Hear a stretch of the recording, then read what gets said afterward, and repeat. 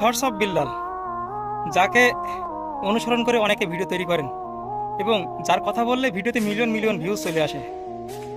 আসলে কি অপরাধ করেছে থটস অফ বিল্লাল? কারোর কাছে অপরাধ করেছে কিনা আমি জানি না, তবে একটা বই লেখাতে তার অনেক কথা শুনতে হয়েছে, অনেক মানুষের কাছ থেকে অনেক কথা শুনতে হয়েছে একটা বইয়ের দামে 1,000 টাকা নেওয়াতে।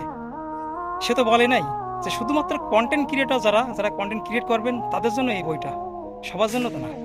তারা 1,000 টাকা দিন 5,000 টাকা দিন সেটা বড় কথা না। এখন যে সাইমন, আমরা যে মূল উদ্দেশ্য করে যে ভিডিওটা তৈরি করছিলাম, সাইমন ছোট একটা বাচ্চা, তার দুটা চোখেরই সমস্যা, 10 লাখ টাকা চ্যালেঞ্জ বিল্লাল ছুড়ে দিয়েছে। ভাই 10 লাখ টাকা কি মুখের কথা? 1 মিলিয়ন টাকা। এই 10 লাখ টাকা ম্যানেজ করা এতটা সহজ না, এতটা সহজ না।